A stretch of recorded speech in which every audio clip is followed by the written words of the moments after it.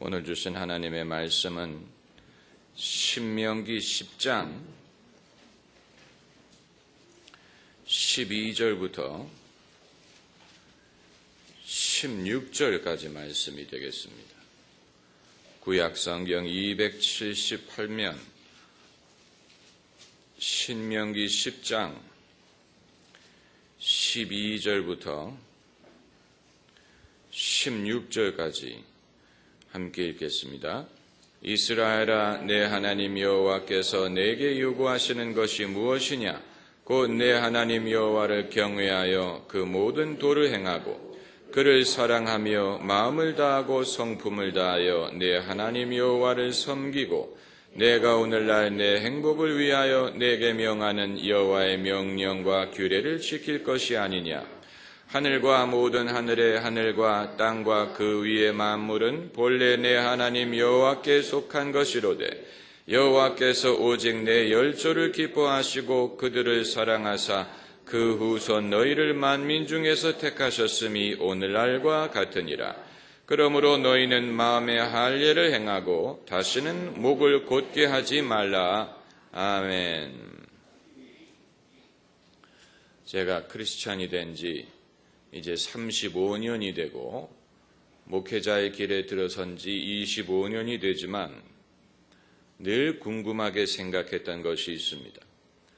그리고 아무도 말해주지 못했던 것이 있습니다. 그것은 무엇이냐면 하나님은 우주 만물을 지으신 크신 하나님인데 왜 그 크신 하나님이 작은 사람들의 행위에 관여하시는가 하는 것이었습니다.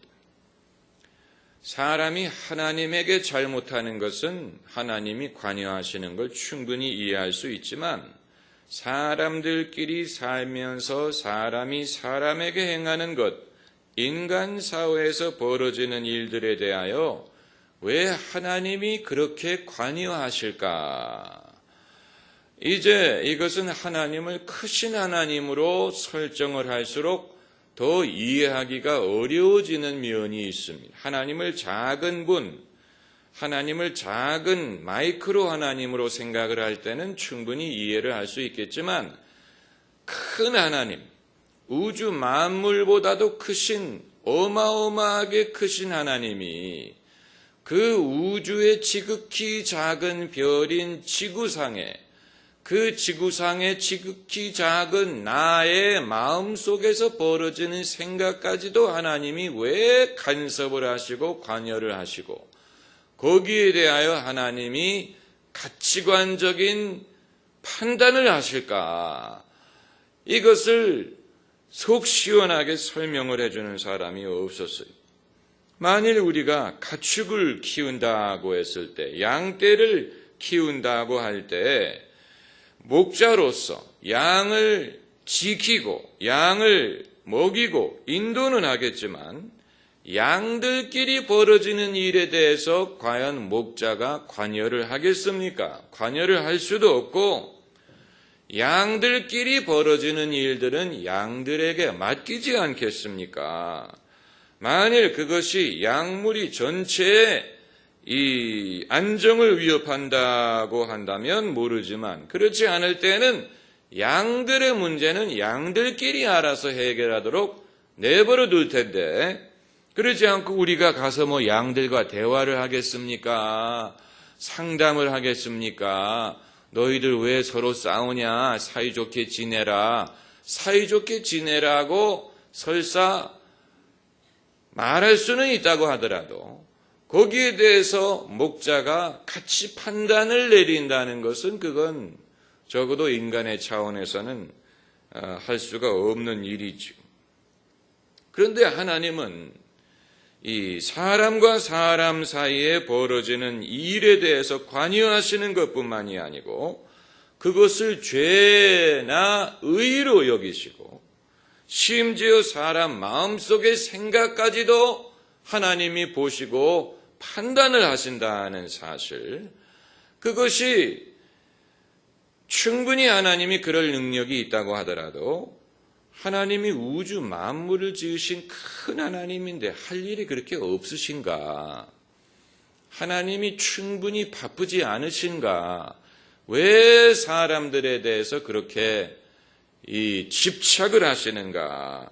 여기에 대해서 이제 제가 질문을 가졌습니다. 여러분은 그런 질문을 하신 적이 있으신지 모르겠는데, 하나님이 얼마나 큰지를 생각할수록 그 생각이 상대적으로 커집니다. 우주가 얼마나 큰지를 모르면 그냥 하나님의 주 관심사가 지구일 거라고 생각을 하지만, 우주가 얼마나 큰지를 알면 알수록 이 지구라는 것이 얼마나 작은 존재고, 그야말로 티끌보다도 작은 존재인데 우주가 한도 끝도 없이 크지 않습니까?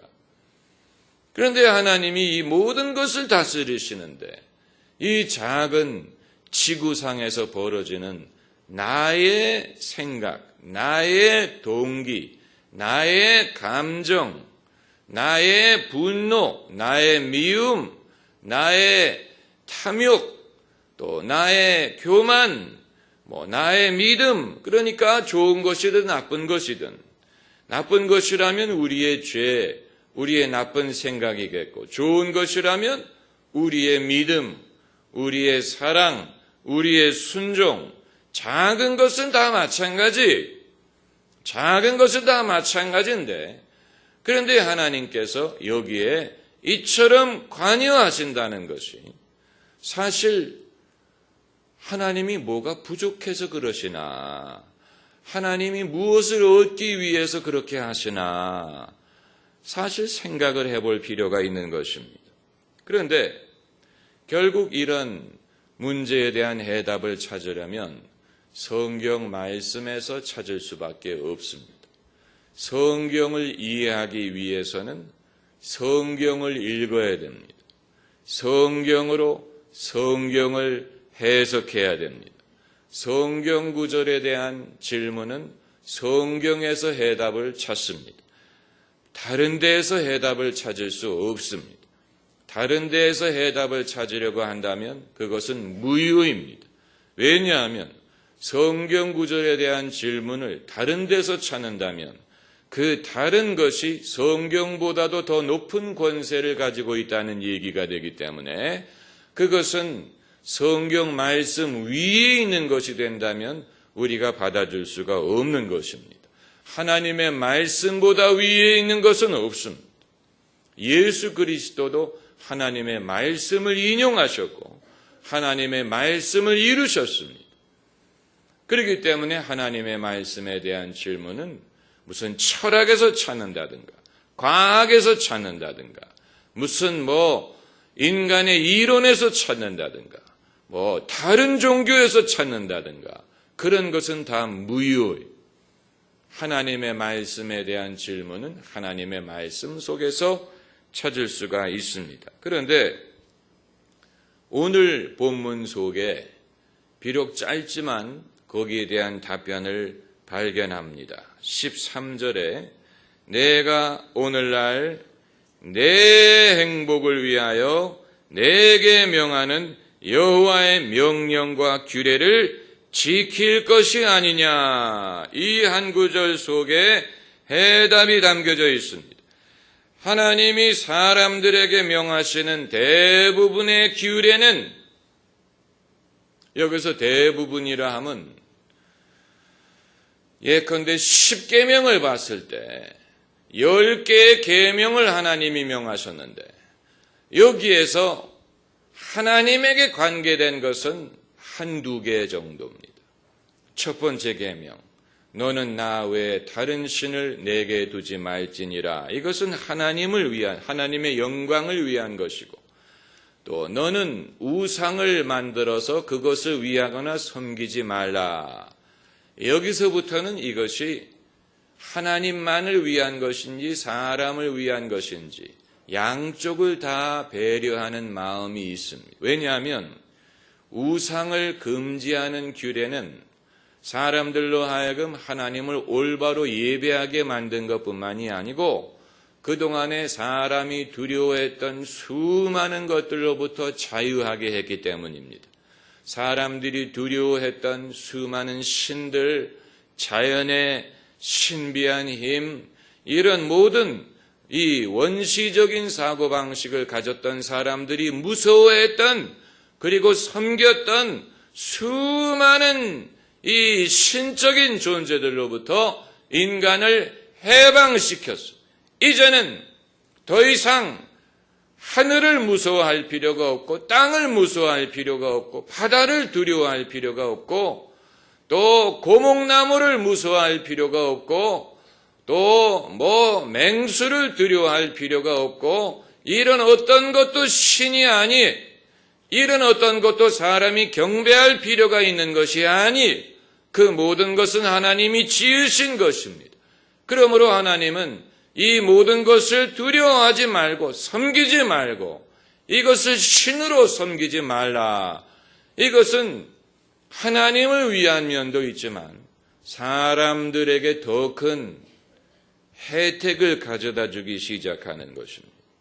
또 안식일을 기억하여 거룩하게 지키라. 이것도 하나님을 위한 것처럼 들리지만 사실은 안식일 규례의 가장 큰 수혜자는 하나님이 아니고 사람이에요. 왜 사람이 안식일 규례의 수혜자란 얘기냐? 안식일 규례가 있기 때문에 일하는 사람들이 일주일에 하루는 쉴 수가 있게 되는 거예요. 그게 종이든 이방인이든 여성이든 자녀든 가난한 사람이든 모든 사람이 예외가 없이 일주일에 한 번은 쉴 수가 있게 되는 것입니다. 만약에 안식일 규례가 없었다면 옛날 히브리인들은 종들이 죽을 때까지 부려먹었을 것입니다. 종뿐입니까? 여자들, 아이들, 이방인들, 힘없는 사람들, 돈 없는 사람들, 그들이 죽을 때까지 부려먹었을 것입니다. 도대체 그들에게 쉴 수 있는 기회를 주지 않았을 것입니다.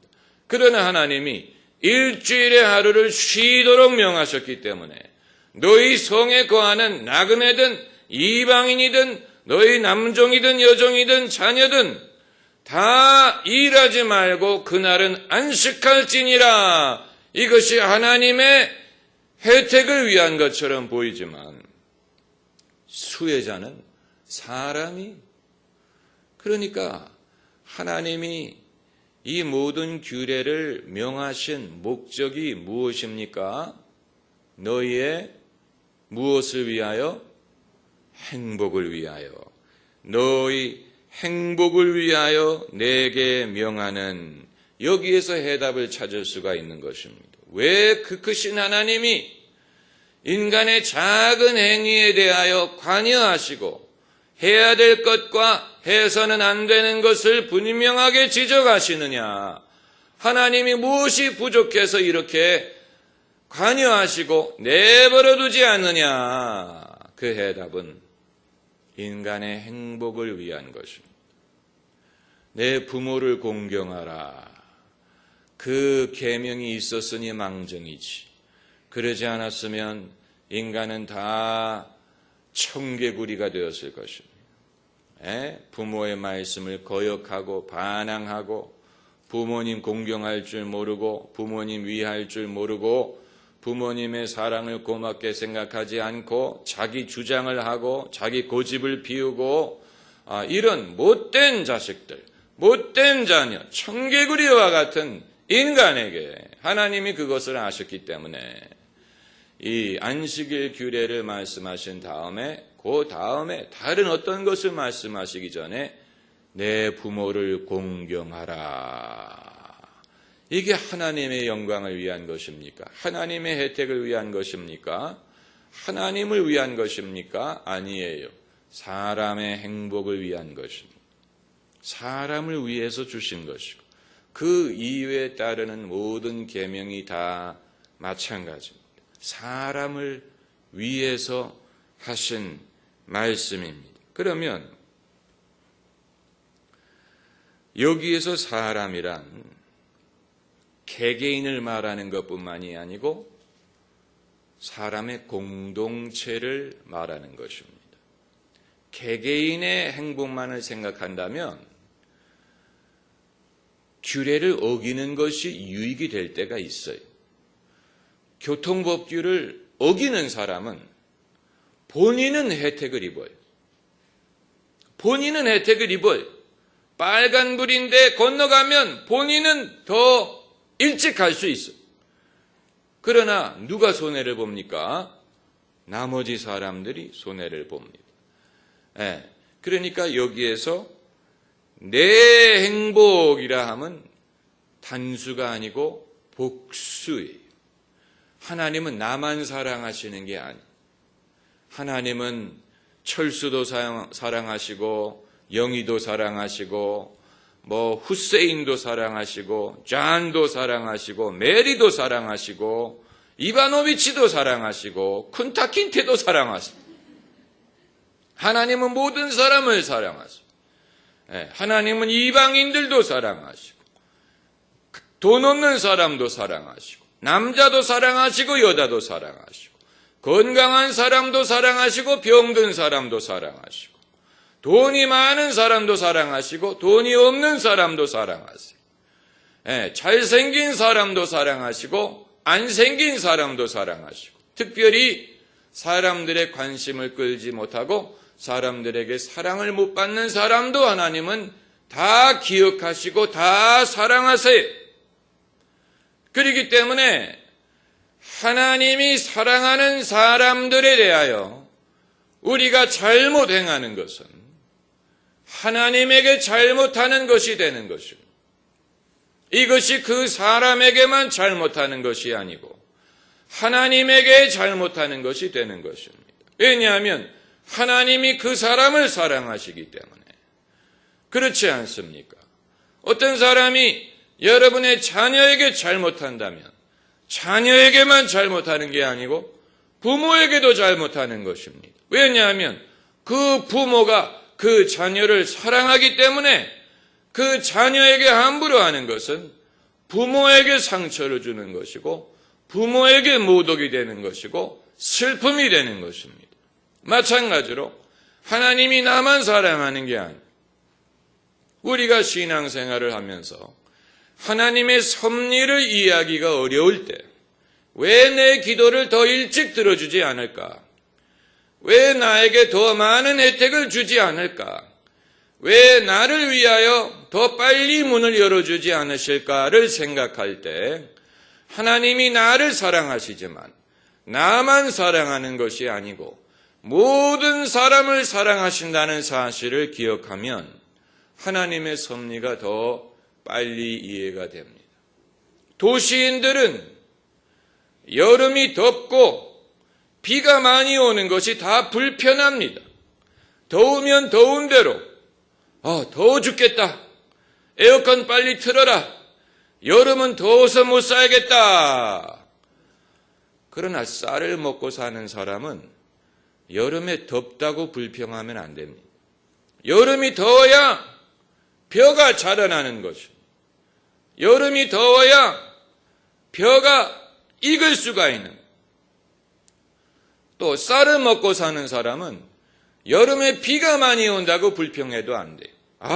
비가 와서 놀러 가려고 했는데 비가 와서 망쳤다. 자동차를 세차를 했는데 비가 와서 다시 더러워졌다. 쌀을 먹고 사는 사람은 곡식을 먹고 사는 사람, 고기를 먹고 사는 사람, 먹고 사는 사람은 비가 온다고 불평하면 안 돼요.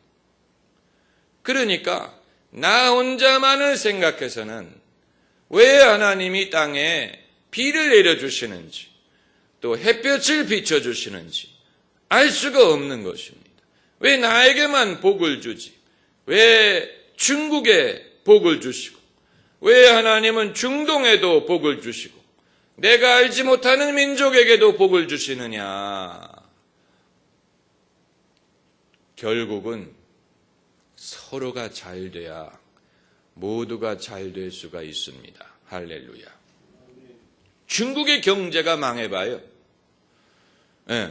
아마 사람들 중에는 그 잘 됐다. 중국 사람들 교만하더니 한번 당해봐라. 중국의 경제가 망하면 대한민국의 경제도 망합니다. 예, 중국이 한국의 물건을 더 이상 수입하지 않고 한국이 중국에서 더 이상 이 싼 물건을 수입할 수 없고 중국과의 교류가 끊어지고 무역이 끊어지고 중국에 진출한 한국 기업이 다 망한다고 생각을 해보세요. 그들만 망하는 게 아니 우리도 망해. 미국의 경제가 망한다고 생각해 보세요. 미국만 망하는 게 아니에요. 전 세계 다 망해. 유럽, 중국, 중동, 일본, 대한민국 다 망해. 왜냐하면 미국이 수입을 해주고 또 소비를 하고 또 뭐 이런 것이 있기 때문에 세계 경제가 돌아갈 수 있는 것인데 미국 경제가 망해봐요. 여러분이 갖고 있는 달러는 다 휴지 조각이 돼버리고, 예, 여러분 그렇기 때문에 하나님은 하나님의 사랑이 공평하고 하나님의 사랑이 놀라운 사랑이라는 것을 우리가 알 필요가 있는 하나님의 섭리를 알려면 하나님이 나만 사랑하는 것이 아니라는 사실을 기억하면 그거 하나만으로도 얼마든지 이해할 수 있어. 하나님이 나만 사랑하는 게 아니에요. 내가 미워하는 사람도 사랑하세요. 내가 없인 여기는 사람도 하나님은 사랑하세요. 나하고 원수 관계에 있는 사람도 하나님은 사랑하세요. 물론 내 마음의 한이라든가 내 마음에 어떤 슬픔을 하나님이 알고 사랑하시는 것이죠. 예. 그렇기 때문에 예수께서 내 원수를 사랑하라고 말씀하실 때는 무리한 것을 요구하시는 게 아니에요. 내 원수를 하나님이 사랑하시는 한은 하나님이 사랑하는 사람을 내가 미워하는 것은 결국 나에게 손해가 될 수밖에 없고 결국 하나님의 역사가 내 삶 속에 일어나는 것을 막을 수밖에 없는 것이죠. 하나님의 역사를 경험하는 것을 막을 수밖에 없는 거예요. 왜냐하면 하나님은 무엇이기 때문에? 사랑이시기 때문에 하나님이 내 삶 속에 역사하기를 바라는 사람이라면 미워하는 한은 하나님의 역사를 기대할 수가 없는 것입니다.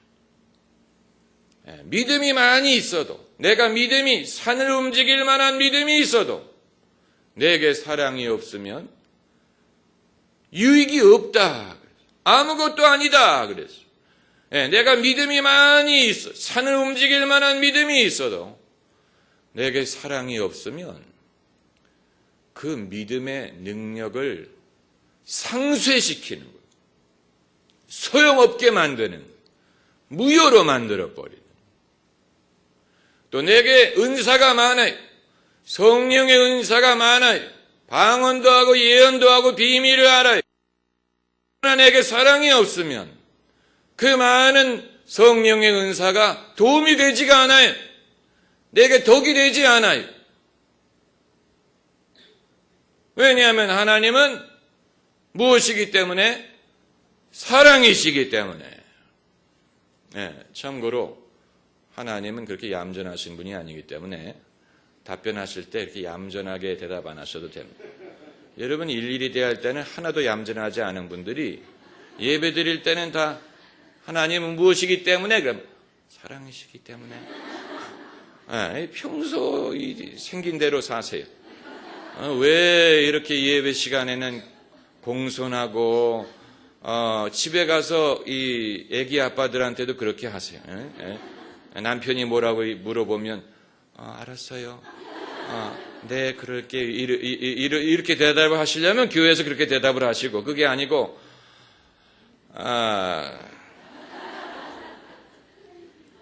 그러면 이제 여기에서 추가의 질문이 발생을 합니다.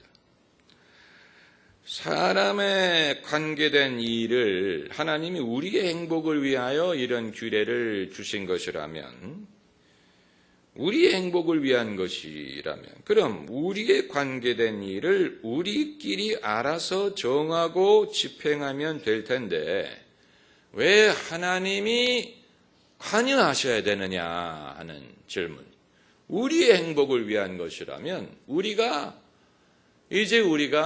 지혜도 있고 경험도 있고 노하우도 있고 그렇기 때문에 우리끼리 알아서 우리끼리 정하고 우리끼리 감독하고 집행해도 되는데 하나님이 더 이상 참여하지 않아도 우리끼리 할 수 있는데 왜 하나님이 관여하실까?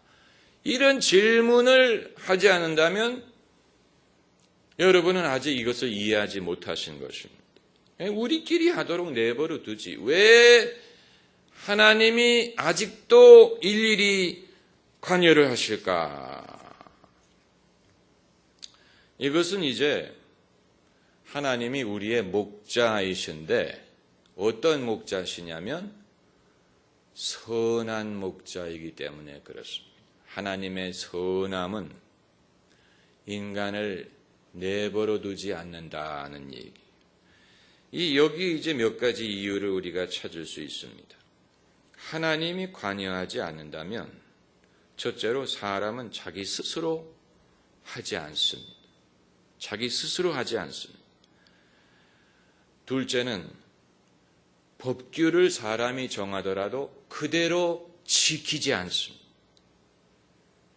지키지 않습니다. 법규를 정하는 것과 지키는 것은 별도의 문제.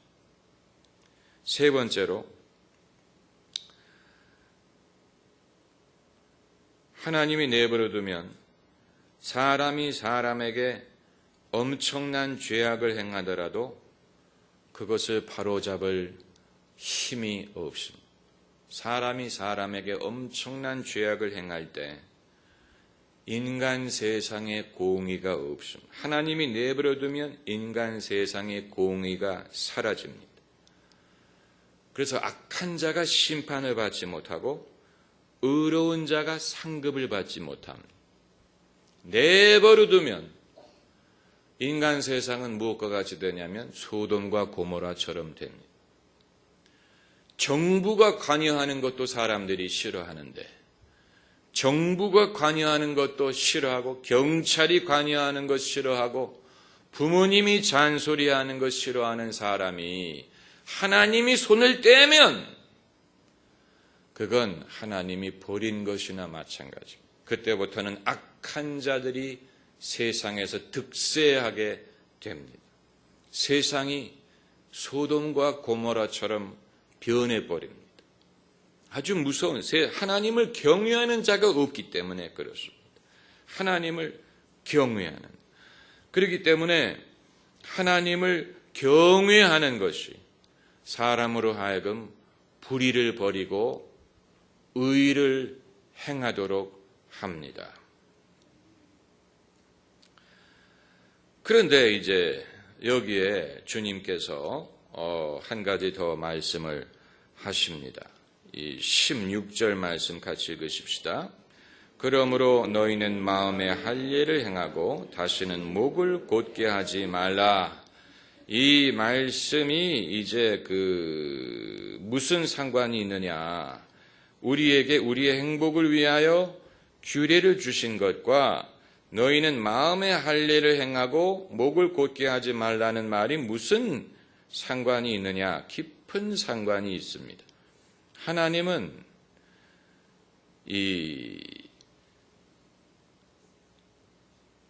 우리로 하여금 이 경찰처럼 마치 무서운 선생님처럼 외부에서 우리에게 이렇게 해라, 저렇게 하지 말아라, 저렇게 하면 너 벌을 받을 것이다, 이렇게 하면 안 된다, 이런 식으로 우리에게 강압적으로 당신의 규례를 요구해서 우리로 듣게 하기보다는 우리가 그 율법을 우리 마음판에 새기는 것을 기뻐하십니다. 우리 마음판에. 그래서 너는 마음의 할례를 행한다라는 말은 이후에 사도 바울이 성령으로 거듭나는 사람을 일컬을 때 마음의 할례를 받는다고요. 육신의 할례가 아닌 마음의 할례를 받는 것은 하나님의 법규를 우리의 마음판에 새겨서 하나님이 외부로부터 강압적으로 요구하기 때문이 아니고 우리의 마음속에 새겨진 말씀이기 때문에 우리가 알아서 우리가 자발적으로 기쁨으로 순종하게 하는 것입니다. 그걸 하나님이 애초부터 계획하셨어요. 애초부터 계획하셨어요. 그런데 언제 그것이 실행이 되었느냐면 예수님이 승천하신 다음에 성령이 우리 마음속에 오셨을 때 이제 본격적으로 가능하게 된 것입니다.